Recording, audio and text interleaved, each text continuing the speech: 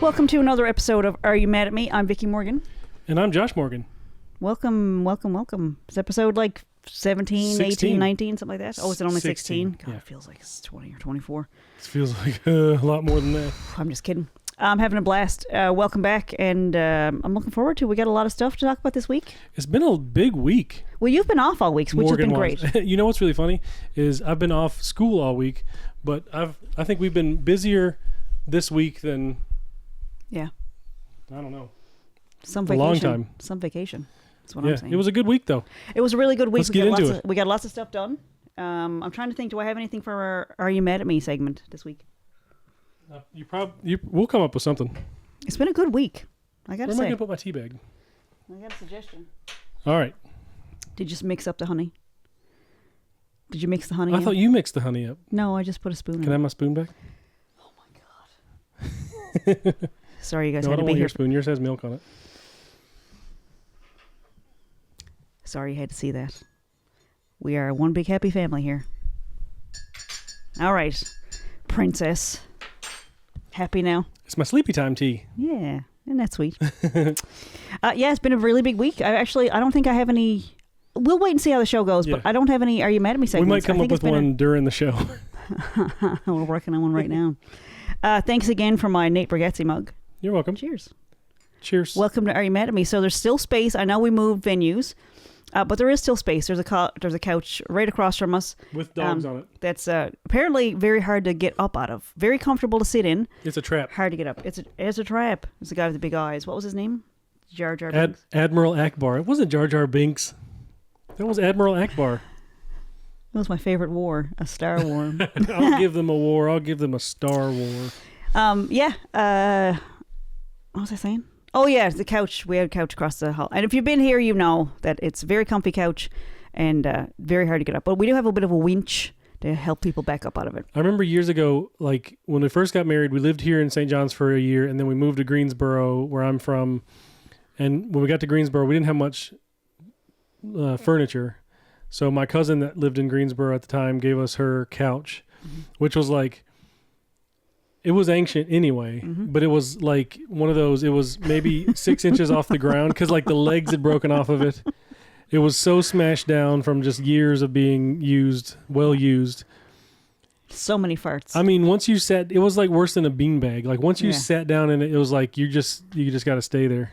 Yeah, it was the most comfortable couch ever. When we moved to Maine, we took it with us, and like pretty soon after that, we were like, we're gonna get we went to a proper furniture store, and remember that couch we got? Like it was a whole thing. Like we had friends over to help us bring it home, and they like came over and we had like a couch party. Couch party. It was really fun. It was like a regular sized couch, but we had like 6 people over in our 1-bedroom apartment in Maine. They fit in. They really like everybody crammed in there, and I feel like we had snacks, and we might have even ordered food. I think there was food. This was pre Morgan kids, so it was just the two of us. Our kids do take up a lot of space, to be fair, but that was a lot of fun. I forgot about that. Yeah, but that was like, I remember when we got that couch, the new couch from the furniture store. It was like, it felt like it was 6 feet off the ground compared to the one we were getting rid of. It was just like so high, and cushions that you could you could push down and then they come back up. I think this might be a cushion from one of them, wasn't it? Is it? No, this is a one we got at the same furniture store, but it was later on. That was Bob's Furniture in Maine, and they had the pit or something in the back where like it was like returns and defects and stuff, and you could get like a discount on. That was our place to shine. You could get like a half of a sectional couch, 3 legs of a table. And 2 chairs. So I think for a while, 2 chairs out of 6. I think for a while we had a couch that had an end that had no arm on it. Yeah, because it was like half of a sectional couch. So it was like arm on one end and the other end just dropped off like a cliff. Had a sharp hook on it for hooking into, but we only had part of it. But it was fun. We've had fun couch adventures. Yeah. But that couch from your cousin was absolutely fantastic. Yeah. We saw somebody the other day. We went to Melinda's. Melinda has a new location for Models and Misfits hair salon, and she had a brand new chair because long story, but anyway, Josh goes, oh great, there's no farts in this chair yet, and I was like, I can't take him anywhere. It's true though. Yeah. You got a chair with no farts in it. That couch, you might have missed it earlier, I said that couch had all the farts. All the farts, yeah. It had been passed down a number of times, but it was the most comfortable. Is when I edit these shows, I'll hear something that you said that I completely didn't hear at all because like I was talking or I was thinking about the next thing I was going to say. And I was like, oh yeah, that was funny. It'll be like the first time I heard it. Yeah. Not everything. Just I feel like that happens a lot on Nateland podcast where Aaron or Brian will say something and it kind of gets... and then the next week they'll be like, oh, I didn't even hear that. But someone will pick up on it and go, they're so funny. And anyway, but I need attention, so I can't let something go if it was possibly funny. So there you go. That was the fart joke. Make sure it hits. Make sure it lands. Celebrated International Women's Day this past weekend and was invited... We're working backwards. Well, I'm just recap for the week. Because, that was yesterday, and then we got the whole week. Let's just go backwards. Saturday to... Sure. So International Women's Day, we had... I was invited to a book signing at the Village Mall, which is the lesser mall. The mall that time forgot. It used to be fairly popular, but it was paled in comparison to the Avalon Mall. And the Village Mall has always been substantially smaller, and now it has like probably three or four stores. But they had this massive market that was meant to be focused on women, apparently, although all the vendors I saw were boys. It was just a regular market. It was just a regular market. Yeah. But Kohl's in the Village Mall, Danielle invited me and some other self-published authors and some other female authors specifically to do signings outside the store. And so that's how we ended up at the Village Mall this weekend. You've done 2 signings there before. Yeah, it was my third. So it was your third. Yeah. So they like you there. It was so. They're great. Very supportive. Was it the morning of or the night before that you said we should take our guitars? Probably the night before, maybe the morning. I'm not sure. And I was like, trying to do logistics in my head, like, so we could walk down there because not having a car means we have to figure out a way to get. It's not that far, but. It was snowing. It was, which makes it in the summer further. It wouldn't be that far. It makes the distance longer if it's snowing. Actually. Yeah. We can just slide there. So our history with Uber so far has been really friendly service, very safe and secure service, but they send very tiny cars. I think I think all the Uber drivers plan on having 1 or 2 people. I keep saying it's a Geo Metro, but I don't think they've made those. That was like a 3-seater. I don't think they've made those for us. I flipped one of those one time. I know. I rolled one down a hill and completely destroyed it. How many times did it flip over? Twice. Yeah. And you were suspended upside down in the seatbelts. And I landed upside down. I woke up upside down, hanging from the seatbelts. I can't even. Anyway. Can't even. So anyway, they keep sending Geo Metros for us. And obviously you're fine. And we're glad you're okay. So we were going to bring the whole family, and we wanted to bring guitars and a box of books. So 2 kids, 2 adults, 2 guitars, a box of books, and 2 sign like 6-foot banners. They roll up. They're pretty small, but they They're stretch out huge. to, Yeah. They got to be carried. We made those ourselves. We saved a couple $100 on each of those signs because we bought at like one of those, I don't know, industrial supply places. We bought these X-frames to hold banners, and then we went to Princess Auto and we bought hundreds and hundreds of feet of canvas that we can print on because we can do sublimation printing. And we just bought a bag of grommets from like probably Amazon Princess or Temu. Auto. Was it? That came from Princess Auto too. So we learned how to put grommets on, and we learned how to screen print onto canvas. And we have 2 full banners of both of the books, and we'll have to work on a third one soon. Did we get any pictures of the setup? Yes, yeah, when we first got there. I have pictures on my phone from it, but anyway. So we got all of our stuff down to the mall in an Uber. Because usually they'll be like, they don't mind if you put stuff in the trunk. So we put a lot of stuff in the trunk. We rode down to the mall. It was no big deal. Getting home though, after the event, we called another Uber, and the guy shows up in a Mazda 3, which is like a hatchback, pretty much. And we're like, can we use the trunk? And he was like, I don't think so. So we tried to fit stuff in the trunk. It didn't fit. And he was like, you should cancel this and ask for a bigger car. And I was like, I don't know how to ask Uber for a bigger car. And he goes, I'll take care of it. So then I got a message on the Uber apps saying, we'll be there in 60 seconds with a different car. Sorry for the wait or whatever. And we got home just fine. So if anybody has advice about how to order a bigger car, that'd be really great because I have no idea. Other than they just show up and they can do it, but I don't see anything on the app to do that. But anyway, we're new. Still new to it. That was the first time we had to get a different car because we didn't have. To be fair, we have crammed ourselves into some pretty small spaces just to be accommodating. But this time we had a bunch of gear. So anyway, went to the book signing. There was a lady there just ahead of us who was doing a signing, and it was brilliant marketing, I have to say. You know those pegboards like that you can put letters, they have like this, it's like a menu board or like something. They have them at restaurants. Yeah. You pop the little white letters in. Yeah. And so she had a sign on her table, and it said, "I wrote a book about cancer. You can start reading it for $22.95." And it was brilliant. I meant to take a picture of it, and I forgot because I got caught up in a conversation with her. Anyway, it was just brilliant marketing. Absolutely. To the point. And she said... It was eye-catching for people walking past. Yeah. Absolutely. There was no... And so we've done a lot of those signings, and you just kind of sit there like an idiot, like just staring. Smiling at people. And they're like, "Oh, what's this?" And people don't want to come up and ask. But I learned a lot. She said, this lady, Ashley Matthews, she said, people kind of look at you and they go, "I wonder what your book's about." And then they come up in a conversation. And if it's an awkward topic that you've written about, they go, just walk away. And they just kind of fade back like Homer Simpson in the bushes. So she said, so now they know, and they have their first question answered. And if they want to proceed, they can come up and talk to me. And I went, brilliant. So I went to the dollar store, tried to find one because I have 2 or 3 at home already. Didn't even dream of that I'd need it. And they didn't have any at the dollar store. So anyway, I struck up a conversation with Ashley. We could make like one of those little frames with vinyl cut out. Totally. You know what I mean? And just make a permanent one. That'd be we've got 100 different options here at the house. We just didn't have any that day. Yeah. And I was going to grab a piece of poster board and write on it. But anyway, we had brought our guitars, and that was enough of a spectacle to draw people in talking to us. So anyway, end up talking to Ashley. And here's how much I play Fortnite. Okay. I'm talking to a human being. I've never met her before in my life. We're having a wonderful conversation about marketing and publishing and writing and our journeys and all that stuff. And then Josh goes, "Hey, Vickie." And I listened to the mall radio. And it was a song that is an emote on Fortnite. And I completely lost control of my faculties. I just started doing the dance, "You and Me." And I was doing like the spin. And Josh was like, "Vickie, that lady's still talking to you." And I went, "Oh, sorry, I had to emote."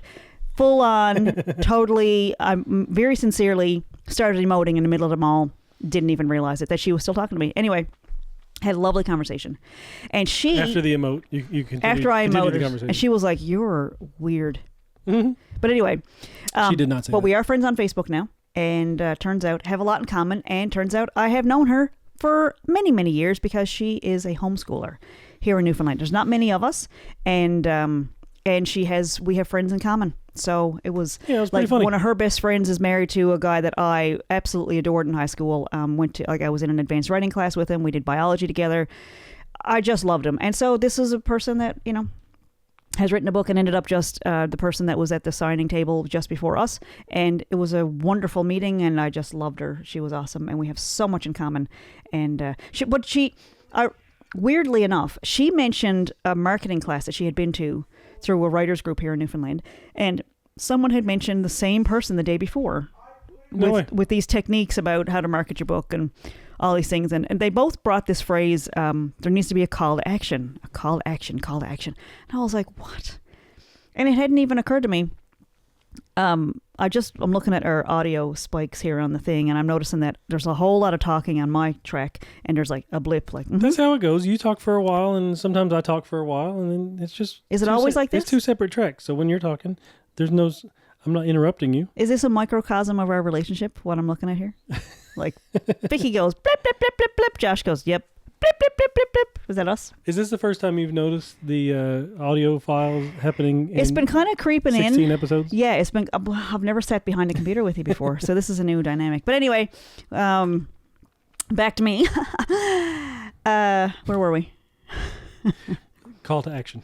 Call to action. So that's something that hadn't even... And again, I'm going to go back to this again. Marketing degree.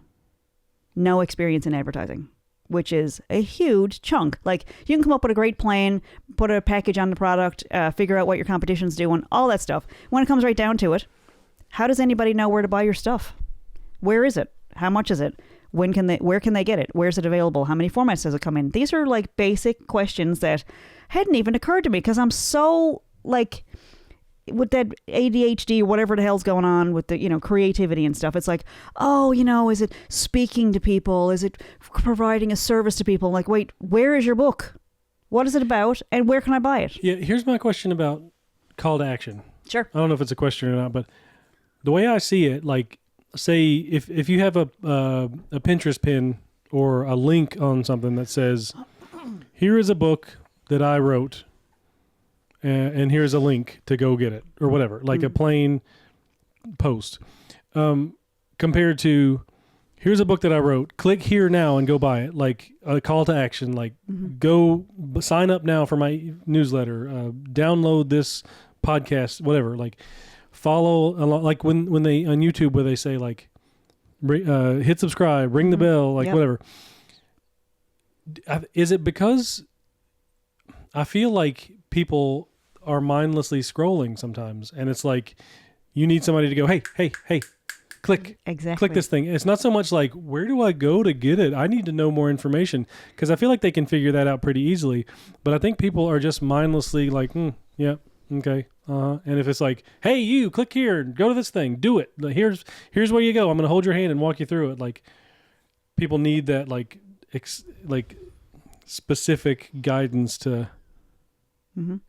Like, I don't know. I don't know the science behind it. Was thinking about that the past couple of days because people keep mentioning the call to action, and is that what it's? I don't know. Like, I think there's stages of buying that I do know from marketing, that there are different stages of awareness. So let's get the example we had. This will tell you how long ago I was doing this program, but let's say your DVD player breaks. You have a DVD player, you're playing Dawson's Creek videos all the time, you're watching it over and over again, and all of a sudden it won't play. So so you have a thing, but you're not going to buy one probably that day. Or actually a better example is your Dawson's Creek episodes are skipping, and it's like, not working properly. Every now and then it won't play, stuff like that. So there's like a problem with the one that you have. Yeah. So there's an awareness that you should probably buy a new one at some point. So you might start looking at, maybe I'm going to get one of those fancy TV VCR combos next time. Ooh. Like, it was 20 years ago. I mean, come on. So basically, let's say that there's a new, I'll try to update it. Let's say there's a new piece of technology out there that might make your life a little bit easier. Yep. Like, wipers for your eyeglasses. We go out in the rain and there's rain and it's making your automatic windshield wipers. And there's little wipers that you can get and you go out in the rain a few times and you think, it'd be so much more convenient if I had little wipers on my glasses. And that's all you think about it. You're in a very preliminary awareness stage of, I think maybe one of these days I might want that thing. Just as a quick aside, like, could you put Rain-X on your glasses so when you go outside they don't fog up? No, I've asked that question, and it's so corrosive that having it, because it touches out, your glasses touch off your face. So if you're cleaning it with something that corrosive, you wouldn't want that. Yeah, no. Yeah. Anyway, I've also asked that same question about that stuff you can spray right on your shower. It says just spray and walk away. And I've always asked the question, like, why don't you just spray the stuff on your body? Wouldn't that take the place of the shower? And then you wouldn't need to clean the shower either. And people are like, you're a nutcase when I asked that question. I also had an idea when I was doing marketing school, that's what it's called, that there should be couches you can buy that you can split into two comfortably. So like it breaks in the middle and then there's like an arm that comes up on either side, so that if somebody, I call it the divorce couch, if you get divorced, you don't have to split your couch. You don't have to end up with half of a sectional. You end up with two full, like maybe love seats or something, but something that is meant to be broken in half, like a Kit Kat. A couch, but that's a Kit Kat. Anyway. I think that's the kind of couch we got from Bob's. This is why we had it's probably someone brought the other half. Someone brought half of it back. Maybe. I wonder. Anyway, this goes right back to, this is why we had so much fun in marketing school. You go out class. and you need... so there's an awareness. You got your DVD skipping. So you start off and there's an awareness that you might want another one, or you might want to buy this piece of technology, or whatever it is. The next stage is, I'm going to start doing some research. And so this is when you're scrolling and you're looking on Best Buy and Walmart and Amazon and all those places. And then the next stage, so this is when when you're working in retail, this is when somebody comes into the store and they're browsing. They have zero intention of buying. They're just looking. They want to see how it feels in their hand. They want to see if the keyboard makes click sounds, whatever. They're not ready to purchase. So if you go over and spend 20 minutes talking to them, they're going to drain you of information and they're going to leave the store without purchasing. There is a different frame of mind when you're ready to purchase. You do all your research, you have money ready to go, whether it's in your pocket or on a bank card or whatever. But when you're ready to make a purchase, it's very, very, very, very different from the person who is barely aware that they need a new DVD player. Yeah. So there are stages of buying. Now, I don't know yet how that translates into somebody scrolling on Pinterest and they're trying to plan a baby shower and they come across like a pin for whatever reason on surviving stillbirth in your relationship, or dealing with a mother-in-law who is being too pushy and you've just lost a baby. So like I said, I started off with, what if you're planning a baby shower and something pops up on Pinterest? So you're going to scroll past. You're not even aware that this is even something that would ever come across your, why would you need a book about stillbirth and relationships, right? So then your baby shower goes through, everything is fine, everybody's taking out all the gifts, and everybody's, the stroller is so great, and the car seat's great, and like, boom, she just had an ultrasound, she finds out that there's something wrong with the baby. Then you're in a predicament of, maybe the towels I got with the monograms, or there's no awareness at all early on, and then the awareness builds, and then eventually somebody's ready to make a purchase.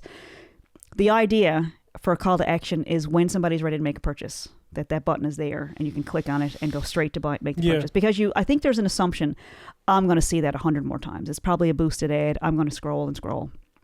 I don't know. I don't know the science behind it or the psychology, but I am in the process of learning it. But it was a second person who had mentioned this exact class that talked about just guerrilla marketing, just putting it out there over and over again, not being embarrassed about it. And so I had a great chat with this lady about, why did you write a book in the first place? Her book is, I know it's going to help people. And she was like, I don't know. And it was the same stuff we all say to each other and say, especially to ourselves, like, I don't want to bother people. I don't want to, be too much for people. And I was like, yeah, but the people who could really benefit from your book, who are, going through whatever is going on in their lives, these horrible experiences that people have, and it could be positive. It could be as simple as making a film and it gets rejected, or, your funding falls through or whatever. But like when people have those experiences and you share them, not everybody writes about it. But when you are inspired to write about it, there's probably a whole audience of people out there that are like, man, I wish I had a book about X, Y, and Z, because I'd feel less alone. I'd know what to do next. I could save a whole bunch of time by learning from somebody else's mistakes. And so it was a great conversation. And you would think that that's all that should be the story from the book signing, right? That's where the story should end. That's plenty. Not even close.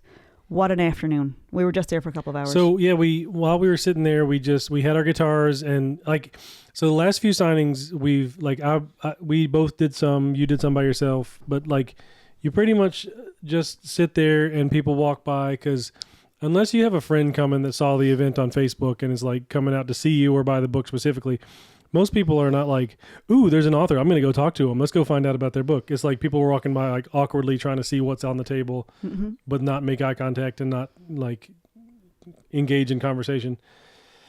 So to bypass that, we had our guitars and we just played music. And it was like a 2-hour gig where we weren't expected to play music. Like when you play a gig, it's like, well, we got to keep playing for the whole, 2 or 3 hours because we're getting paid to be here. It was just like, just play, just hang out. People would come up and talk to Vickie, and I'd just play chords and, background music, basically. The soundtrack of our lives. At one point, this old guy walks up and he goes, he was just kind of looking at us and looking at the books, and Vickie goes, you got any requests? And he was like, oh, I don't know. And she goes, how about Johnny Cash? And he goes like, nope. And we were like, okay. Well, who's going to turn down Johnny Cash? Right. And Vickie goes, what about Dermot O'Reilly? And he goes, okay. And so we played West Country Lady, and he stood there and just enjoyed it. One person listening to us play an old West Country Lady he loved it. We sang right in his face. Yeah. It was like a personal concert right for him. Yeah. It was awesome. So he goes on, he just walks off, and his life is great because, we just made his day better. And we're sitting there and we're just chatting with each other and chatting with the occasional person. The boys were there. They'd come by every now and then. Playing music. And what was really funny was whenever a parent with a kid would walk past, we put the guitar case out open and put a few coins in it just in case, maybe somebody will put some money in there.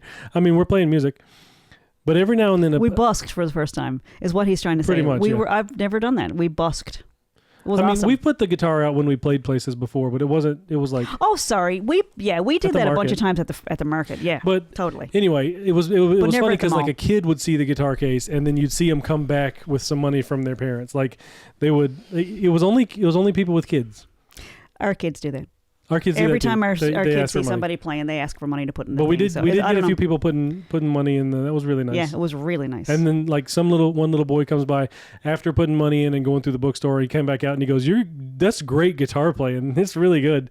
He was like 6 or 7. Oh, yeah, it was pretty sweet. That's so sweet. So it was a nice experience because You're not really sitting there at a typewriter writing the next book kind of thing. And it's kind of like, well, what are you supposed to do? You're supposed to just, I don't know, how to engage. And so I did learn a little bit from Ashley about putting out a sign and all those things. And the music really helped. So then later in the afternoon, and I mean, like, we were there for 2 hours. This was not a long day. But this other older gentleman came along. And I was like, okay, I'm ready for this. He's going to be grumpy. He's going to, he's going to ask for something we don't never know. Never really know what to expect. So this really, very sweet.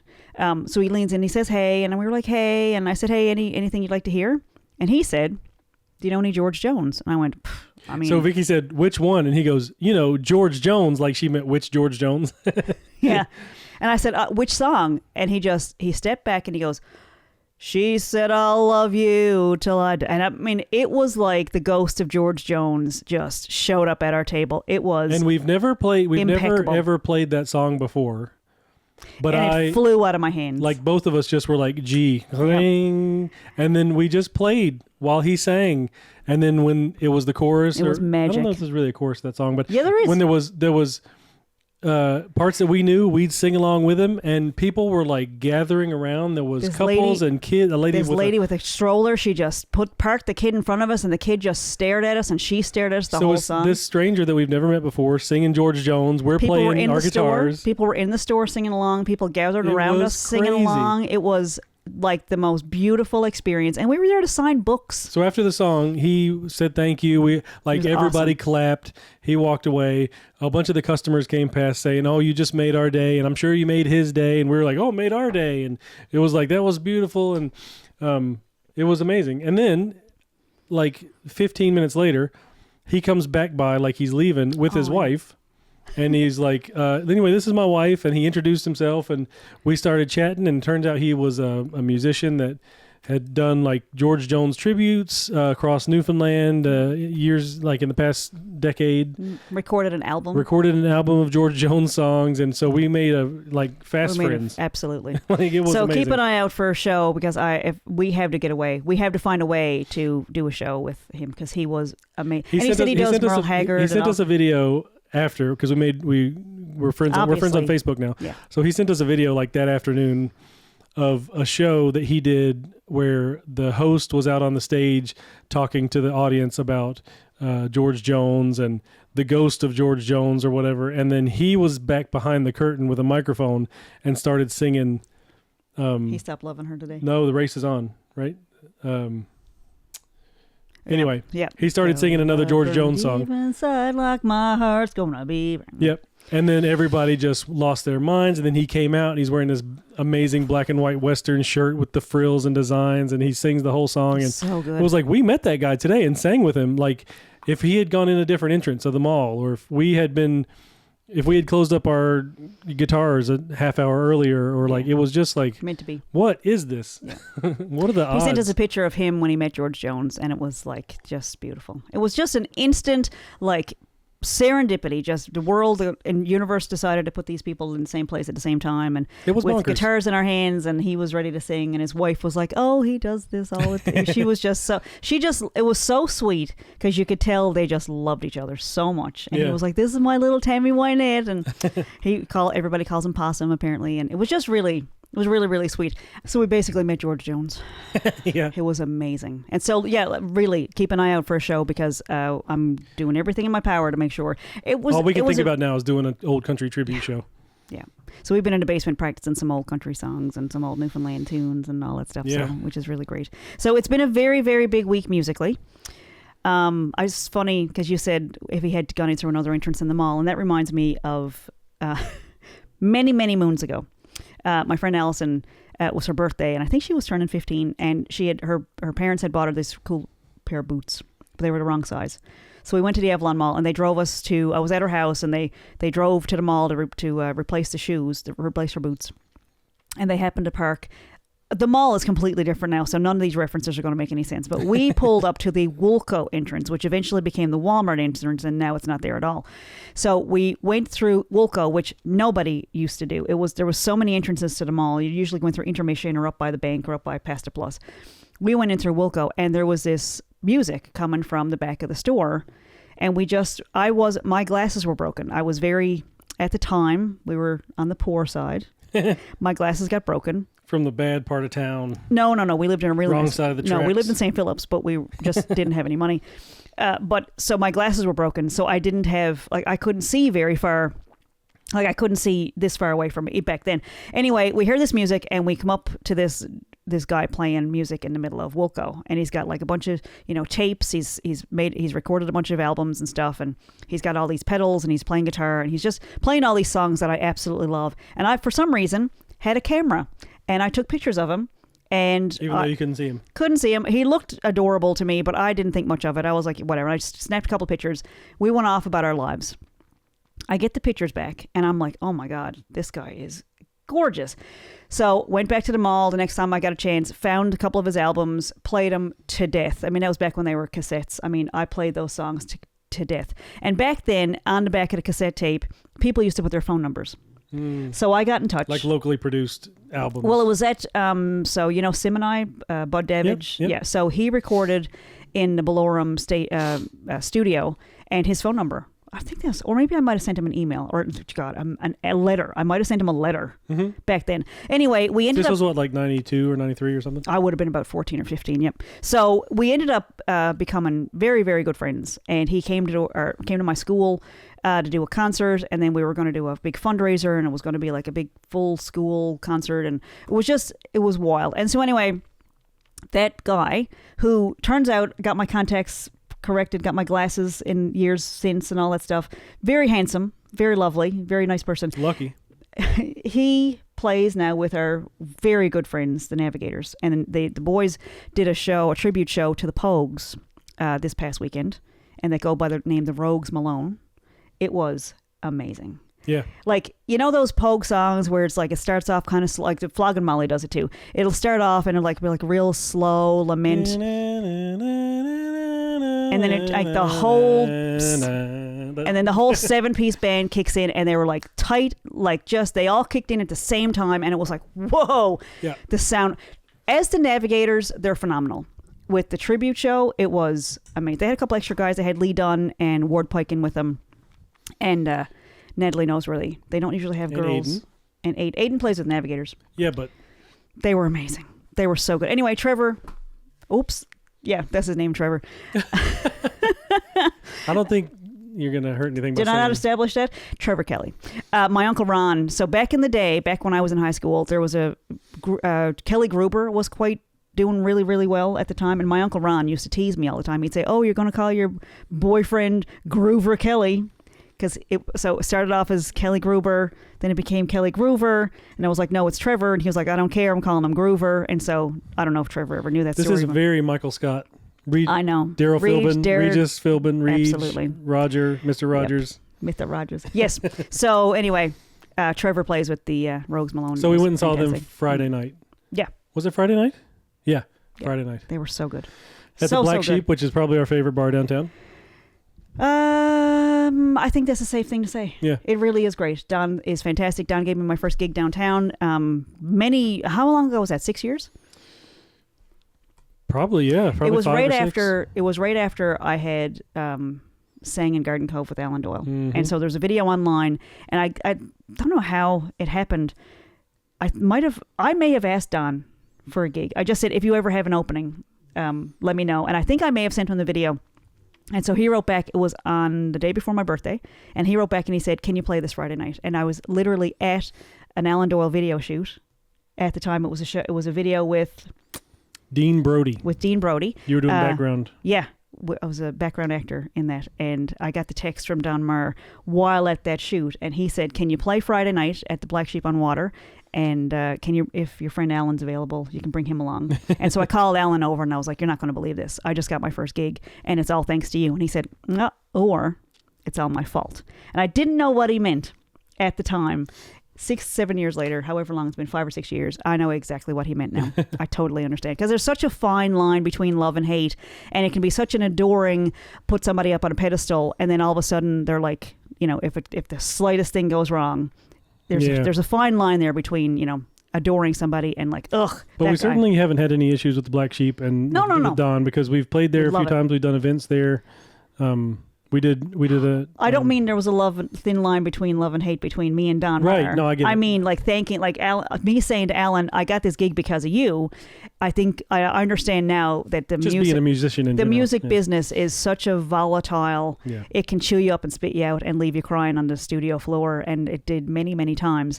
And I know that it'd be pretty easy to blame people and point fingers and say, oh, I wouldn't have gotten into music if not for you. But it's totally can go the other way, too. Like, I wouldn't have gotten into music if it weren't for you. Anyway. When it's good, it's really good.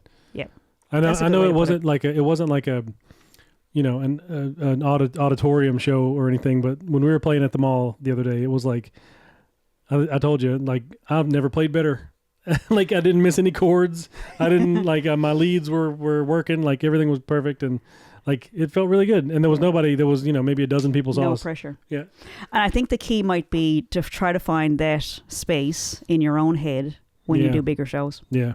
Because it's possible. But I think when you let it get in your head, like, oh, all these people are watching, and I'm, you know, you start thinking, when you're thinking, if you can hear yourself thinking, that's when you get into trouble. When sometimes I feel like I leave my body and I can see myself playing. It's like, you're an idiot. You're going to screw this up. You're going to get this lead wrong. It's like, what lyrics? What rhymes with what word I just said? And I botched this guitar so sounds terrible. Oh, that's another thing. Is my G string out of tune? There's frequencies in the guitar. Can I stop in tune in the middle of the song? That resonate exactly that. It's exactly that. And I need to change my tone a little bit. Can I do that while I'm playing? I never see that on your face when we're playing together. Oh, every time. Yeah. Really? Yeah. You seem so cool and confident to me. Well, I'm very cool. Well, always, but I just never get that feeling of angst or anxiety from you, that you just seem really confident. So I'm looking to you for, like, as long as, like, he's like the flight attendant. As long as he's calm, I guess we're okay. And then sometimes he looks at me and I'm like, oh, he's terrified. But anyway, it was a great time. Was there anything else from the mall? No, that was it. And you were talking about the Rogue Malones show. We did have a guy walk up to the table and say, I want to write a book. Where do I start? I know that sounds like a plaint. I know it sounds like I made that up. Yeah. Did it happen? You were there. It really did. He did. Word for word. And he was telling the bits of his story, and we were like, yeah, you should definitely.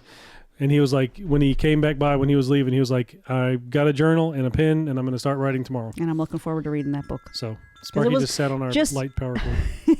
It stayed on. Sparks.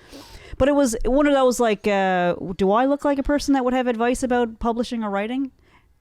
Yeah. Apparently. You were sitting at a table signing books. My own. At a bookstore. My own, but how would I have, anyway, I thought it was kind of serendipitous. Once again, serendipity. Yeah. That, I'm glad the universe put me and that guy in the same place, because I had an answer. And I know he went off feeling a little bit more like his story was worth telling, and I know it's going to help a lot of people. And it's not, I don't know if all the books need to be helpful, but I think some of them are just funny. Like, if you can entertain people or distract them from their regular life for a couple of hours, or however long it takes, maybe you're a slow reader, but I think that's a gift to people, and it deserves to be put in front of people. Make sure it's where people can buy it and find it, and when they want it, it should be at their fingertips, and there should be a buy it now button. Call to action. So speaking of that, listen, we've moved on from the mall. We were back on Friday night at the Rogue Malones show at the Black Sheep. Yes. You've moved us back to Saturday. Yes. Turns out myself and Trevor have kids that are exactly the same age. He has a beautiful wife, and we're probably going to hang out. Our kids are probably going to be best friends, and they're probably going to get married. And me and Trevor and Josh and Kim are going to play at the wedding, and it's going to be beautiful. There's a bunch of kids, so there's going to be a bunch of weddings. But it was just really, really nice to reconnect, and he was joking around, like, I see Vickie every year and a half. And I was like, it was just nice. Yeah. Really nice to see. And, of course, the Navigators are some of our best friends, and we just love those guys so much. They're always so wonderful to us and just respectful human beings and brilliant musicians, and it's nice to be in the company of people like that. Yeah. Leading to my next story. So the night before, Thursday night... Go back in time with us just a little more. Sparky, can you pull on those wind chimes again for us so we can get like an ethereal sound there? We went to a songwriter circle. He just did it. He just did it. Wow. We went to a songwriter circle at the Battery Cafe, sponsored by Memorial University, and hosted by their writer-in-residence, currently, Joel Thomas Hynes, who... is an amazing poet, songwriter, actor, producer, writer, musician. So he was hosting a songwriter circle, and it was just guests to be announced, like TBD. So I just bought tickets because I know Vickie's a huge Joel Hynes fan, and I just bought the tickets. Like, let's go. Who cares who the other musicians are, and it turned out it was Colleen Power and Janina McGillivray and Joel. And it was like the Battery Cafe has a very intimate, they can maybe fit like 40 people in their venue space. And it was beautiful. It was very, very nice. Yeah, like they were amplified, but they really didn't need to be. I think they were probably only amplified because Janina had her amp.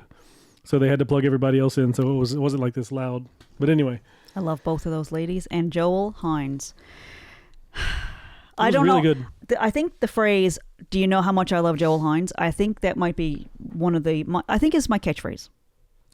It really is up there with, there's a couple of others. I also love Nate Bargatze. I love Alan Doyle. Joel Hynes is one of those. Sparky's here, by the way. Joel Hynes is one of those people who, his books, I think I have everything he's ever made on our shelves. Yeah, all the books, he's a good writer. All the albums. I just love everything he does. And I've seen him perform a few times. Like there was this one night at the Arts and Culture Center where he did this manifesto, and it brought the house down. And there's a video online. You should look up Joel Hynes manifesto, and there's a performance. Amazing. This dog is laying on the pillows behind me, making me a little bit claustrophobic. But look it up. It's absolutely brilliant. And he, so after I sang with Alan that time in Garden Cove, back before I was playing in public, I think we had done a couple of gigs with my dad. We played a couple of shows. That was maybe like our third or fourth show, us playing in public, and happened to be in the same place as Alan.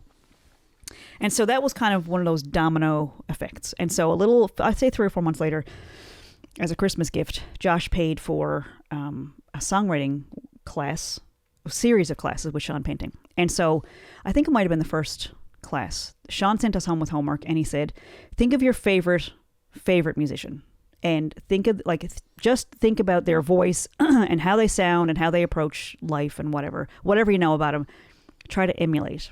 And so the first song that I wrote in that class was Garden Party. And I remember coming back to the class, and I was really nervous. It was, early days. I didn't really want to share anything with people. Sorry, that wasn't the first song I wrote. That was just the first song in Sean's class. It was early. It was still early. Still early days. Yeah. And so I came back to the class, and I played the first line or two, and I messed up and played the wrong chord, and I stopped, and I was all flustered. And Sean said, I don't know what else you're about to sing, but I can tell you for sure that if you were trying to emulate Joel Hynes, you nailed it. And it was the biggest compliment ever, because Joel is so fierce. I don't know him. I don't know if this is true. It feels like he says what's on his mind. It feels like he doesn't care what people think. Now, I don't know if that's accurate, but it feels like on the receiving end of his art, it feels like he's fierce and fearless. And I love that. And so we ended up, I think that's probably the first song on the album, isn't it? Yes, that the first song? Yeah. So we recorded it with Corey Tedford, got it on the album, shot a really fun music video down at Aaron's Bar, and it's on our YouTube page. And Corey used to tour with Ron, Yeah. And I sent him a whole bunch of songs when we were going to work together, and I said, pick out whichever one speaks to you. And so he picked that one, and he didn't know some of the words, so I sent him a copy of the lyrics, and I called him back, I sent the email with the lyrics on it, and when I called him back, I was like, hey, are you okay? And he was like, yeah, I just need a minute here. He said, I just read the lyrics, and man, you got away with words. And he said there was like a hint of Ron in there. And I was like, I'll take it. So the funny thing about that was, after we shot the video, you sent a link to Joel Hynes, and said, I wrote this kind of thinking of how you write songs, and I hope you like it. And he wrote back a nice enough message. It was like, yeah, I love it. Thanks. It's great. And then, so Thursday night. Fast forward a number of years. Thursday night, after the Songwriters Circle, at the end, somebody said, how often are you guys going to do these? And they said, well, we're going to try to do them every month. The first Thursday of the month at the Battery Cafe. We're not sure who else is going to be, doing them with us, but so I was like, Vickie, we're definitely going to ask him if you can do a song, do one of these, because obviously.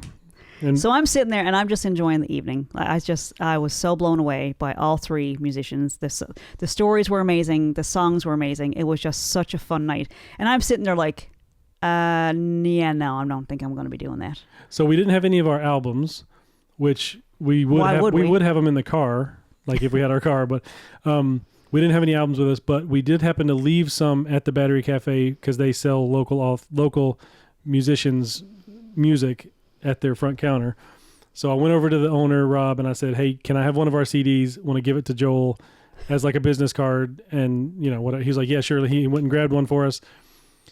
And so I'm having a panic attack. I'm having full-blown hyperventilating, and my cousin walked past. But you were talking to him. No. This is before. Okay, before. So my cousin walks past, and she was like, "Wasn't that great?" I'm like, "I know. I love him so much." And I said, "Listen, do you think there are any magic words that I could use right now to go up and talk to Joel? And, anything that I could say that might put me on that stage with him at some point in my life?" And she said, "Why don't you just say what you said to me?" And I was like, I mean, that works because I can't think of anything else. Totally blank. Anyway, walk up to Joel. He is so lovely. He is so nice to me. I don't know why I get so nervous. I was shaken. I don't know why. He's got kind of a gruff character. Yeah, but he's never ever like in the movies that he's done, the TV shows that he's done. Yeah, I've talked even to him. On stage. He's like kind of. You think like, oh, he's gonna fight somebody tonight. Yeah, he's never been like that with me. He's been so sweet. He's just the sweetest little. Just want to fold him up and put him in my pocket. He's so nice to me. So I don't know why I was so like. And so my cousin said, "Why do you think it's impossible?" And I said, "Because I want it so much. Like I can't even explain how much I want this." It was just, I didn't know. It wasn't something that crossed my mind before that evening until it was like 10 minutes before that when they said, "Guess what you're going to do?" Yeah, guess what I want now. And I was like, all right, well, there's no turning back from this. But anyway, he was very, very lovely. And I gave him a copy of the CD and I walked away and I said, I'm just going to walk away because I don't want to say something. I don't want to say something stupid. So I'm just going to walk away. Have a nice life. Goodbye. And so we were walking all the way to the other side of downtown afterwards to get tickets to the Rogue Malone show the next night. And you were ranted, clawing your skin off the whole time. I was turning myself inside out going, I can't believe how stupid I am. I can't believe I just did that. That was so stupid. What was I thinking? That was so stupid. And the length of Duckworth Street. If you've ever been in St. John's downtown, it was from the Battery Cafe to the other end of Duckworth Street. And I was beating the shit out of myself. And so it turns out, didn't need to. Joel said, send me a message on Facebook. And I did. The first thing the next morning, Joel sent a message and he said, I listened to your EP. Long story short, April 3rd, I'm doing a songwriter circle at the Battery Cafe, sitting next to Joel Hynes, and I couldn't be happier.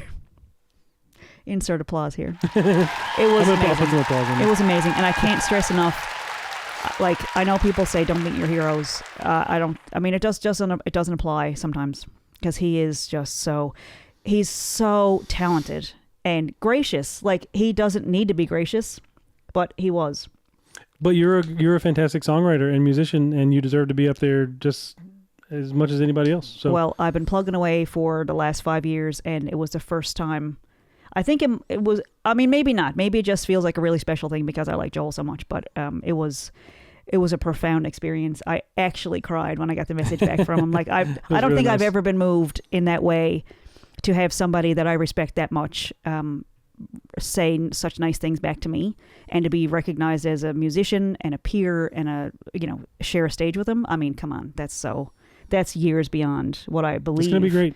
I'm worthy of, and so the fact that we're fast tracking that and getting that opportunity so soon in my journey is just, I just can't wait. I can't wait. I messaged everybody. We're running out of people. We're running out of musical influences that you haven't played with at this point. That's a really nice thing to say. I mean, there's Blue Rodeo with us. I was just thinking Jim Cuddy one of these days. Bryan Adams, I saw him the other day. But I mean, Reba. Okay, you're right. I've been very, very fortunate to be accepted and welcomed and to get to perform with people that are just my absolute idols. Yeah. And so, yeah, I've been really lucky. And it's kind of funny when I leave music alone for such a long time. And then when I go, you know what, maybe I'll look into music. It seems like things just really quickly. And I was like, why am I not doing this all the time? And I don't think it's that. I think if I concentrated and focused on it all the time, I don't think it would happen. I think there'd be still really big gaps. I don't know. Who knows? Right place, right time. It was a good experience. Thank you for getting the tickets, by the way. That was a really nice move. Very, very good husband move on your part. But I'm looking forward to that. And so if you are a person who read How to Fail at Documentary Filmmaking, I'm going to share this because we're real here on Are You Mad at Me? Are we? And I think so. I think we do a pretty This here's real. Sparky, can we help you? Sparky? He's not snoring because he's not asleep. He's just back there struggling to breathe because he's trying so hard to get close to me. Sparky. That his neck's almost broken behind the pillows. Come here, buddy. Come here. There you go. Hey, Is that better? So is that a sign that I shouldn't tell this story? I don't know what story you're going to tell, so. Really? All right. So How to Fail. All right. Here we go. How to Fail at Documentary Filmmaking and For the Grace of Joe are now available on Etsy and Google Play. As eBooks and audiobooks. Yes. I didn't know that was possible. I know I've been a real proponent of KDP and Audible and Kindle. Which is still great. They are fantastic. Yeah. But there are other platforms. It's not the only platform. Unless you do an exclusive, there's a thing, I can't remember what it's called right now, but there's an exclusive thing you can sign for Amazon for 3 months. They put you in as part of the Kindle Partner or something like that. Kindle Select or Kindle Direct or something like that? Something like that, yeah. So you can't sell your book anywhere else during that period of time. So you're part of like this great big library that people can access for free. And if people read a few pages of your book, you get like a share of the big, massive fund. I've never gotten 3 cents from it. So it was that wasn't a great thing for me. I mean, it just didn't work. But so both of my books now are outside of that contractual time. And you don't have to sign up for that. That's only for ebooks. But you don't have to sign up for that. Anyway, when your manuscripts are yours to put wherever you want, turns out you can put them on Etsy and you can put them on Google Play, which they're both Google up on Play that. Books or Google Books. Yeah. So they're available on those platforms now. In addition to, they're at Kohl's in the Village, they're at Kohl's in the Avalon Mall, and they're at Chapters on Kenmont Road. And the ebooks on Indigo, Yep. which is the same company. I don't know if it is. You were saying that the other day. You can order copies. Oh, you can order them. You can order paperbacks from Indigo, but they don't have the ebooks. I wonder if I could get those put on there though. Maybe. So I'm going to get in touch with Chapters out in Corner Brook and see if we can put them out there in that store anyway. Also. But if you read How to Fail at Documentary Filmmaking, you know that Vickie Morgan has a little bit of a propensity to, I don't know. I think we should just move on. This isn't really an interesting. I have no idea what you're getting ready to talk about. So. Are you serious? You go nuts or we'll move on, whatever you think. Jesus Christ. Hold on. Let me drink out of my Nate mug here. I'm going to play some music while we're waiting. Okay. In the process of writing How to Fail at Documentary Filmmaking, I actually got tired of myself because every second chapter basically was, I got this opportunity and I thought, ooh, you know who'd be great for this? And I would reach out to Alan Doyle and I would say, hey, can you do this thing with me or this, whatever it was, write a song, do a TV show, whatever. And he would say, oh, I can't, I'm busy. And I would go to bed for a month. And then a little while would pass and I would get an opportunity and I would say, ooh, you know who'd be great for this? And I'd reach out to Alan Doyle. Well, I'd reach out to his manager and they would get back to me very quickly, very efficient, very professional, and say no. And I would go to bed for another month. And then another opportunity would come along and the same thing would happen over and over and over and over to the point that by the time I finished writing the book about those experiences, I thought, this has to be made up. Nobody's this stupid. There's no way a reasonable human that I can... You were questioning the non-fictional aspect of your story. I got tired of myself, and I thought, how does Josh put up with this? How do my friends put up with this? It's the same story. Vickie gets an opportunity. She gets excited. She calls Alan. Vickie gets excited. She gets an opportunity. Like, it's the same thing, and it's like, and then she goes to bed for 6 weeks at a time because it's so devastating when this person is too busy to do things. He has said yes also a number of times, and I've been very lucky. I've had him on my radio show, my TV show. I got to sing with him. I mean, it's been really great, but he's also super busy. Yep. And so I'm over the moon. I've got this opportunity with Joel Hynes, and I'm so excited. And guess what? My first thought was, I wonder if Alan can go. Spoiler, he can't. He's busy. And I found that out the hard way because it was the first reach out that I did as soon as I got that great news. And it was like, okay, so now I got to balance this amazing thing that's happening and this devastating oh my God. Because it's getting excited and then having it plummet is a lot. And, you know, I would love to avoid, I would like to skip over that part. Is that a good way to tamper your excitement? Like, I don't want to get too excited. You know what I mean? Like, evens it out a little bit? I think you mean self-sabotage. Is that the word for it? All I know is, who'd believe it? If you've read the book, who would believe that I would actually do that? He's just busy. He didn't say go to hell. He didn't say never, I'd never go where you are. It wasn't anything like that. He's just busy. But I was like, oh. And so I was at first like, oh, that's it. I guess I'm not going to tell anybody that I'm doing that. I was just so sad and I wanted to go to bed.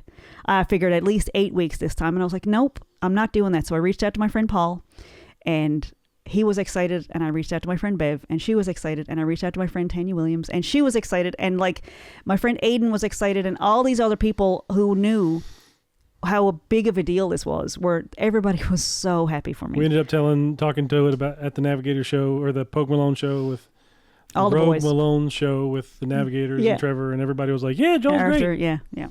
So they're all going. Everybody's going. I it's invited. Gonna be a packed room. I don't know how they're going to pull down an extra piece or something onto the Battery Cafe because there's not enough people to accommodate everybody that I've invited. I'm so excited. I'm so excited, and like to have that time to get ready for it and to be able to plan it out and imagine it, and like I get to live it over and over and over and over again before it even happens, which is the best way to do it. Like spontaneous stuff is great, but having knowing in advance that it's going to happen. So April 3rd, 7:00 at Battery, I'm going to be sitting next to Joel Hynes playing music, and you might need to bring one of those those plow shovels, those great big shovels you might need to scrape me up off the floor because I'm going to be like Uncle Buck with his pancakes. Exactly that. It's going to be exciting. I hope so. We also had this week pretty cool. I had a pretty cool work experience this week. Yeah, tell me about that. Yeah, so I do video editing for a guy in town. He does Memories Forever. He does like dance school recitals, elementary school plays, things like that. He'll go and record them, and the parents can buy the videos. I do the editing of his videos for him. He contracts them to me. So every now and then somebody will call him and ask for video work, editing work, and he'll refer people to me, which is awesome. And it's happened a few times. It's really great. So somebody called last week and they needed a photo slideshow video done for the next day. It was like 26 hours from when the person called me. She had like 250 digital photos that needed to be sorted through and put into a video, and like 50 or 60 print photos that needed to be scanned and then put into the video. And it was amazing. Like she got all the gear, all the stuff to me, got everything scanned, got the whole video done in time. It was one of those like super easy clients to deal with payment, happy to be, eager, enthusiastic. And it was fantastic because I got a chance to do something that I enjoy. It's easy enough. It's. And what was your turnaround time? Well, I mean, she had it in extra time. She had it a few hours before she needed it. A few hours before she needed it, which is not a whole lot for video work. But it was really fun. Like it was a nice experience to have somebody call and say, "I need this kind of over the top job. Can you do it?" Yep, sure. Bring it on. Let's do it. And then everything else kind of.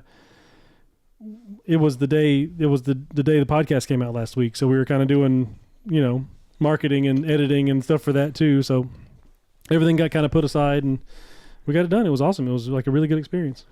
So ideally, do you need people that know how to get around technology? Like, do you need somebody that knows how to use Google Drive and all that stuff? Or can you accommodate people that don't know how to do that?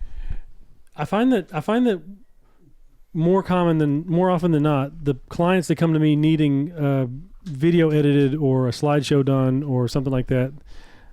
This wasn't that kind of situation, but a lot of times people will be like, "I don't know how to upload a video from my phone," or "I don't know can you come to the mall and meet me at the mall and take the photos off my phone?" Like, you know what I mean? Like it's really, so whether it's a case of like a memorial or a funeral or live stream event, like it's a lot of times it's figuring out, how to get somebody to get me what I need to do the thing is part of it. Mm-hmm. And yeah. So what you don't know is I was bragging. I was on a call with Denny upstairs while you were meeting with that person, and I said, "Yeah, Josh is downstairs telling this, like, coaching this person on how to get the photos off the phone. We were scanned a whole bunch of them, and it was an emotional thing. And you were very kind and gentle and very teachery and very patient. And I thought you're really good at it. It was a good really, experience. really good at it. I'm glad that you were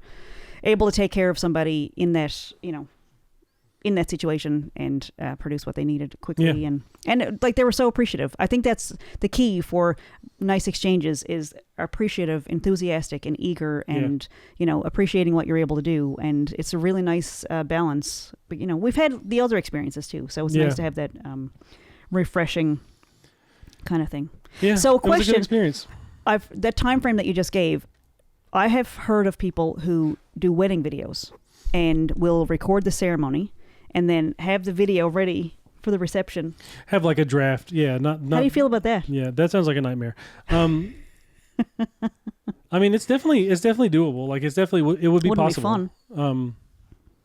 I think. And why would you want to do that? Like, why would you want that? I feel like doing wedding videos and wedding photography. Like, I know some people that have done that. There's a lot of money in it. There's probably a lot of money in it, but I think at the same time, it's more like a grind, like one of those jobs, like it pays the bills. You know what I mean? Like, it's a stressful nightmare while it's happening, but I get a lot of money when it's done. And like, I go on vacation because I have to, because I can't think anymore. But like, I feel like we did a wedding 3 or 4 years ago. That was a different situation. And it was fantastic because we loved those people. They were great friends, and they had us out to. It was a 4-hour drive to get out where they were from, and the boys had a great time. We had the dogs with us. Maybe who's 2. She was just 8 weeks old then or something. And that was a great experience. They had a list. I remember they had a list of shots that they wanted. They were not particular. It wasn't like keep your camera on for 16 straight hours. It was like, we want this, this, this, this. And so I knew what was expected. They knew what was expected. There was no, like, they can come up during the ceremony and say, hey, could you also, my grandmother is, 1,000 years old. She might not make she might not make my next wedding. Can you, so like being flexible and communicating well. I'm just not sure that dealing with brand new strangers, would. Of course, my favorite thing about that, the thing that I think worked best about that wedding in particular was that, like, the morning before the wedding, when they're like doing the brides getting dressed and the bridesmaids are all doing their makeup and their hair and stuff. And then in another house down the road, the groom and all the groomsmen and like all those guys, the best man, they're all doing the same thing. But so like it was both of us. Like, we took 2 cameras when we split up, and you went and did that thing, and the boys stayed in the Airbnb with the dogs, and I went and did the groom's house, and you did the bride's house, and we had all that footage to. I think we even did the wedding ceremony, didn't we? We had 2 cameras going. Yep.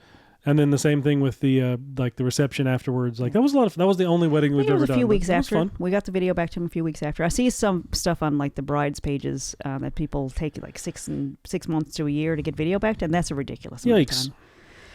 So, but I think the key is appreciative, eager, enthusiastic, appreciative of what you're able to do, and because basically what they're paying for is they don't know how to do something, you do. And especially in a time crunch. And I think the prices are very reasonable, very, very reasonable. And I know the weddings and stuff probably pay a whole lot more. But if anyone ever wants to have their wedding done, you just need to be a nice person. That's true. Yeah. We just have a no bullshit There policy. should be like a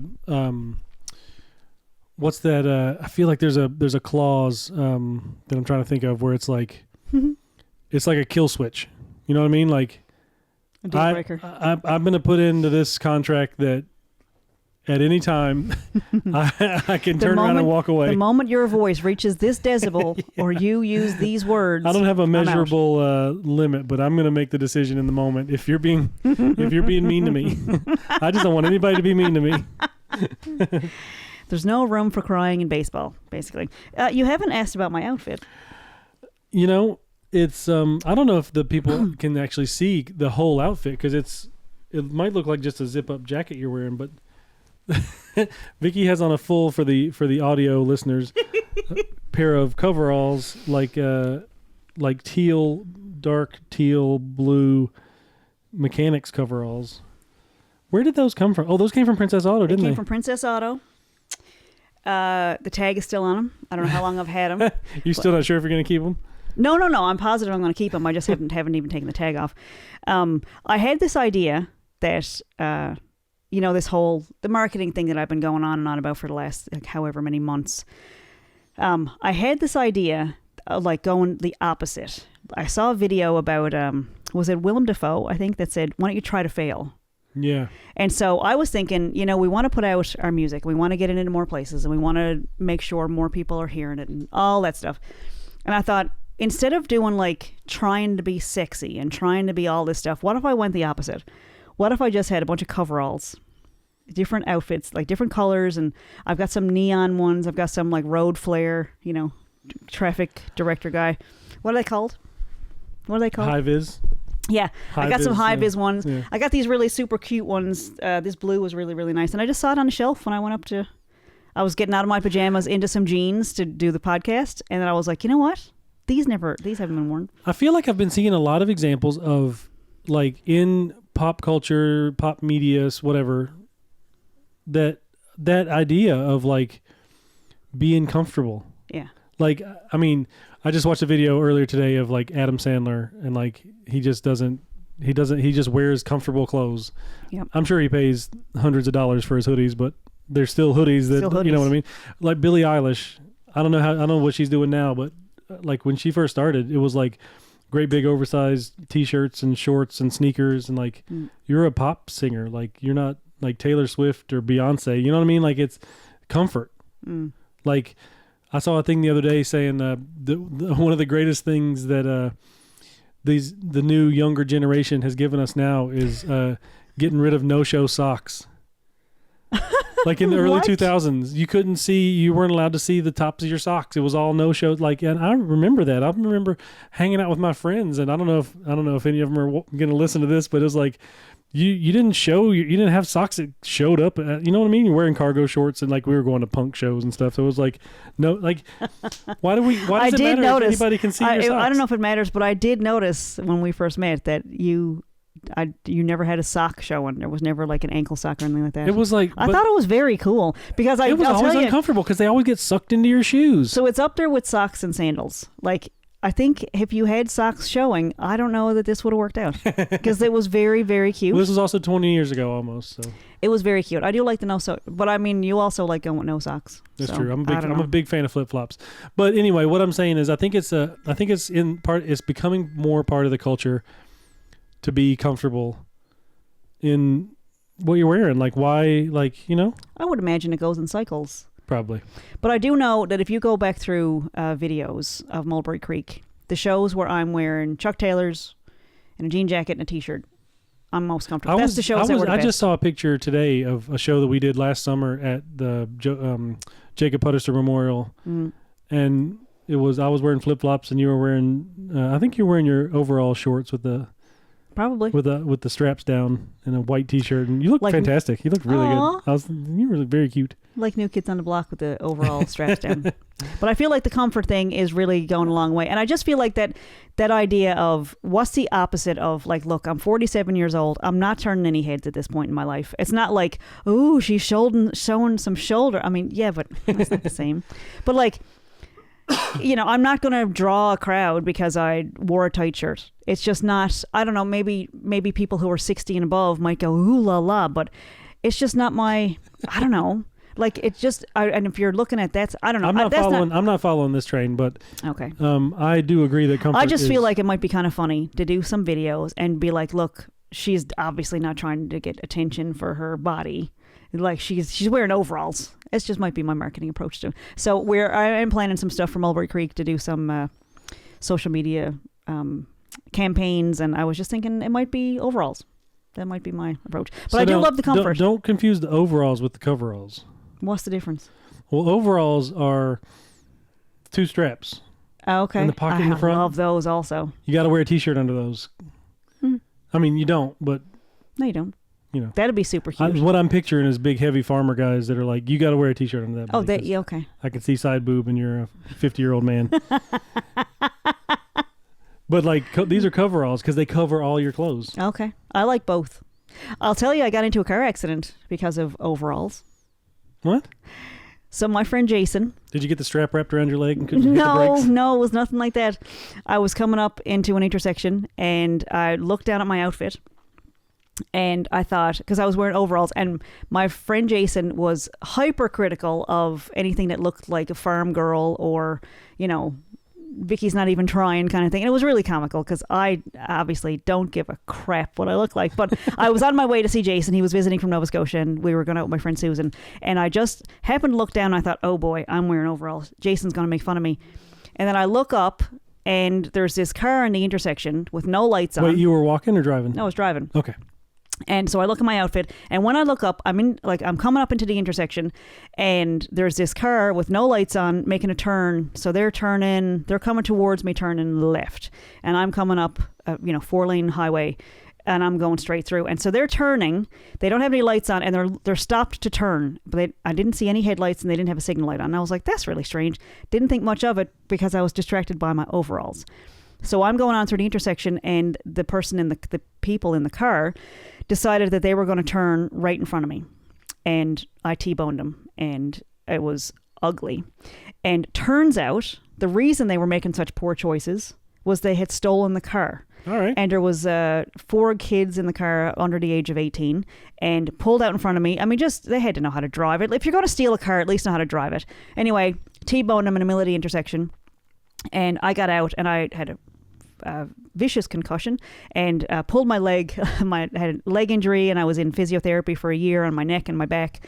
And I hobbled across. I got out of the car because after the impact, they jumped out and they all ran. And I guess Great. I might have lost consciousness for a little while there, because when I came to, everybody was running away from the car, and I went, it must be going to blow up. Oh no. So I was like, I got to get out of this car because I don't want to die in an explosion. So I had injured my leg, but I got out across, and it was dragging my leg. Hobbled away from the car. And this person showed up. I don't know his name, but he showed up out of nowhere. I've never heard the name before. I couldn't tell you. It's probably written on a piece of paper somewhere in an old trunk. But he just was there on the scene, and he went, "Are you okay?" And I went, "Oh, yeah, of course." And I just collapsed on him. And I went, "Nope." And I just fell on him. And so he was holding me up. I remember he had a leather jacket on, and I was just crying. And just there was a lot of bodily fluids on the man's leather jacket. And he just stayed there hugging me until, anyway, that's a story for another time, because I did not have a supportive partner at the time. And he was very angry that he had to come up to the scene. And instead of taking me to the hospital immediately, he was at the scene trying to get witnesses because he wanted to make sure that the car got paid for. Nice. Even though it was my car. Anyway. So what I took from that story was... that's my "are you mad at me" story. But there was an angel. You stopped traffic. Like, I'm not a religious person. What? Your outfit stopped traffic. That's one way to look at it. And Jason laughed, because I had to call Jason from the hospital and say, so I'm not going to make it. Got into an accident. And I didn't tell him for, I think it might have been a couple of years after that I said, by the way, I was looking at my outfit. It was your fault. They did pull out without lights on at night, and they did turn in front of me, and there was a whole lot of witnesses that saw what happened. What I remember was the thought before I impact was, what is Jason going to say about these? Oh, they're turning, boom, and it was done. Wow. But was it icy or anything? Oh no, perfectly clear night. It was they just pulled out in front of you. Yep, and they had stolen the car, so they weren't really making great decisions either. Wow. So, but I wrote an article about it because at the time, I was. It was a month after that, I think, I started writing columns in the Telegram about the wedding that I was planning, and how that accident kind of shook me to, like, what are you doing with your life? Shit or get off the pot kind of thing. Are you going to get married or are you not? Yeah. Whatever. And I wrote about that accident and how it kind of made a whole lot of things in my life kind of change perspective. And so I started making some really big decisions.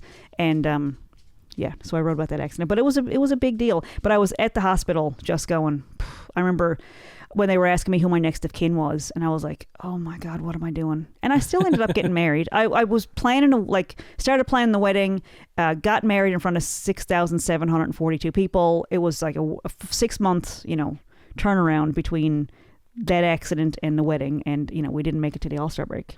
I was gone before the All-Star break. So, but anyway, these are the things. All comes down to overalls. Don't look at your pants, and don't worry what Jason thinks. Where was comfortable. He felt so bad about that. Like, he was like, I wouldn't have cared about your pants. You almost got killed. Anyway, but he would have cared about my pants. That is a fact. I know that. I just want to say I was, this is a very, very quick accident story. I was driving through an intersection one time and I had some friends in the car and we drove through an intersection and somebody drove through a red light and T-boned us. Mm-hmm. And I had a green light. The other cars in his direction were stopped at their red light. Like it was clearly he just ran through the red light. And so we were all fine in our car. I got out and went over to the guy's car and I was all ready to be like, I know, man, what are you going to do? Like, let's do insurance information, all that stuff. And he gets out of his car and he's like, why'd you run that red light? What are you doing? Don't you know how to drive? And I'm like, seriously? Like, that's what we're coming out with? Like, and he was clearly in the wrong. And his girlfriend or wife or partner was in the passenger seat just like, oh my God, this guy's such an idiot. Yeah. And it turned out the information he gave me was false. He didn't have insurance. Oh. His address was like his brother's old house, and like his license was expired, and he didn't have insurance. Like, so yeah, it was my insurance had to pay for everything, and everybody was fine. My insurance had to pay for everything in that accident too, because it was I think it's called Section D or Part D or something like that. It's an uninsured when you get hit by an uninsured driver. So I spent a year in physio from that. I met a fantastic physiotherapist. His name was Frank. Couldn't remember his last name. I used to call him Frank the Manipper because he used to do manipulations on the spine. I used to be afraid of that sound of the popping bone sound. Yeah. But I needed it, and so I used to love those appointments because he'd put all these like TENS machines on me and heating pads, and I'd walk out of there just like Gumby. How long did it last? Like the good feeling? About a day. And then really? I would stiffen up again. And by the time I'd walk it, like I would hobble in there the week after. So I was busted up from that accident. Well. Yep. I just, but it's funny that you appreciate all the muscles in your body that it takes to walk when you can't. Oh yeah. It's like when you have a cold and you're like, your nose is all stuffed up and stuff. It's like, man, when I can breathe again, it's going to be great. I wish I could breathe again, but now. But I just remember I could feel every muscle in the leg and like in the knee and, it hurt is it the meniscus or the thing behind the kneecap? The fluid thing behind the so if I even bumped that for years later, it would swell up so bad and it would be painful. But yeah, I had trouble with my leg for a long time and haven't had a hitch. Knock on wood. Haven't had a hitch in years, but it was there for a while. Very aware of all the muscles that you need to make your foot move and like the things because when you hurt one side of often when you hurt one knee or one hip, it puts the other side out of kilter. Yeah. So you end up with pain and trouble on the other side of where the injury is, which was kind of messed up. So learned a lot about physio, but I used to call him Frank the Manipper. He was awesome. He was awesome. Big hockey fan. Used to have great conversations with him. And of course, anybody that's able to make your body feel not in pain anymore, you start to, feel some affection for. So anyway, it was an experience. So I think all in all, we had a pretty good week. It was a week off from school for me, but we were very busy and lots of good stuff happened and lots of stuff's moving forward and it's starting to get warm. So like springtime, summertime's on the way. So we're going to start doing more outside stuff and maybe playing some shows and doing more events and things like that. Well, I'm hoping to do an all country show with the George Jones that'd be so much fun. Fella. And, yeah, we say it out loud. Yeah. We say it out loud. So we got St. Patrick's Day is coming up this weekend. So be careful out there. It's my favorite day of the year. That is my absolute favorite because I have no traditions whatsoever. It's just a good time. Make some Irish stew maybe and go out and hear some music. And we got tickets to Alan Doyle. So, that's a pretty big deal also. Yeah. Looking forward to that. That'll be fun. Yeah. So that's 16 episodes. Working on the show notes still, catching up on those. And so the website looks fantastic, by the way. You like it? Yeah. I don't know if it's all public yet, but what you've shown me has been really good. I'm caught up to episode 4. So I'm catching up on the show notes, and hopefully that'll all be streamlined. Where we get to a point where like you're editing and I'm doing the show notes, and it all comes out at the same time. And but again, you don't need to wait till it's perfect, obviously, to get rolling. And we were waiting for me to catch up on show notes. We would be back at episode 5. And we're 16 in the bag. Yeah. I don't have a Nate Land story this week. I do know the last couple we've watched have been absolutely hilarious. What's the guy's name? Justin Smith? Oh my God. Man, it was like the late 80s, early 90s episodes, but Justin Smith was on there. He was so funny. So funny. And they did one on Nate books. Had him rolling. They did one on books, and Nate is just the absolute funniest. So that's This is another weekly plug to go watch the Nate Land podcast. Watch the Nate Land podcast. It's better than therapy. It's better than medication. Is it better than physiotherapy? Don't give up your I don't know. Frank was pretty funny. He used to Nate the Manipper. He used to have a lot of jokes and stuff, so he was pretty funny. But I think, yeah, I saw it. A big fan though, and so that's one of those things on the list is I want to say it out loud. Zanies in Nashville is one of my destinations that I'm hoping to go. There's a brand new prime minister. Hopefully there'll be a new president soon. 3 years from now. Yeah. Not even 3.5. Oh my. 4. Anyway, we're not even. Yeah. That's but lots of changes coming, lots of good stuff, and try to stay positive as much as you can. Try to do some creative stuff. Be nice to people. Don't give me a reason to say, "Are you mad at me?" We'll leave some room on the couch here for you with the Beagles. Absolutely. This is really fun. I really look forward to these, and it's so nice. Like, I can't wait to tell everybody about these things that happened. So if you're around April 3rd at the Battery Cafe, we're gonna be there. Gonna be a rockin'. It's gonna be so much fun. Freaking Joel Hynes, I can't even. I loves him. We'll put information. That's a good shirt. I loves him. We'll put links. We'll put links on there. On somewhere. We've been in 2 movies. So we were in a TV show and a movie together. Yeah. I'm going to tell him that. Well, we were in. So you and I were background in a movie years ago called. It was our first time doing background. Heartless Disappearance in the Labrador Seas. Yep, that was written and produced by Lois Brown. And many, many years later, I was a background. I played a camera operator who was doing a pay-per-view event, and Joel was playing a boxer who was one of the boxers in the pay-per-view event. And I think if you look back through Little Dog, you might be able to see my elbow in the corner. I'll do some screenshots. We'll look it up. But I'm so looking forward to that. He's so amazing. I hope he likes the stuff that I play. Like I'm looking forward to it. I think it's going to be great. It's kind of like an audition. Like, it's not the end point. I hope it's the beginning of. And if it's just a one-off where we just are on stage together for a couple of hours and that's all I get, that's also great. I say that now, but I can tell you, I can already tell playing next to Joel, I'm going to want to do more stuff with him because he is just phenomenal. And I cannot wait. And the moral is, what's the worst thing someone can say? What's the best thing that can happen? That's right. Or what's the worst that they can say? Really? And I would have been devastated. And I would have been in bed for at least 3 months if if it hadn't gone. But this is it. Like, it's a risk that you take. And, there's worse things than being rejected. Right? I don't know. It's pretty bad. It's okay to make your art and take the risk. Well, it's worth it. And believing in yourself, I think, it opens those doors to not just, hoping that somebody else will accept what you're doing. But when you like yourself, if you can be a little tiny bit confident that, I don't care if they say yes or no, like I know my stuff is good, like that's a good place to be. And I feel so out of body even saying that out loud. But this is why we do it. And not everybody feels inspired to write a song or do a joke or write a book. And when you are, you should trust it.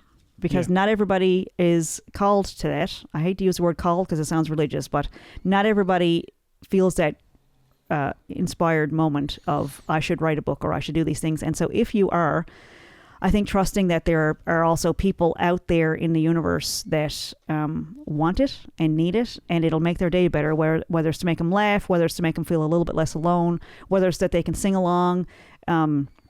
Colleen Power has a cloning song called I'm Gonna Clone the Bottom Half of You. I mean, I cracked up. I love that song so much. So like for those 3 minutes as she's playing that song, I'm not thinking about anything. I'm not thinking about grocery bills or power bills or anybody, anything. I'm laughing at what she's providing this service. She's entertaining and she's amazing. And I like for every song that they were singing, they tell a story and you get lost in what they're talking about, and then you identify with some stuff in your own life. And I mean, that is priceless to me. Yeah. So if you're if you're able to do that for people, it's an actual disservice to keep it to yourself. Let people know what you're doing, because you don't know whose life you're going to make a little tiny bit better, even if it's for a couple of minutes. It matters. It absolutely matters. And so that's Josh's. All right, Vickie. Well, we're getting ready to run out of tape. Tape. We're running out of tape. All right, I'm Josh Morgan. I'm Vickie Morgan in overalls. We'll see you next week. See ya. Thanks for listening.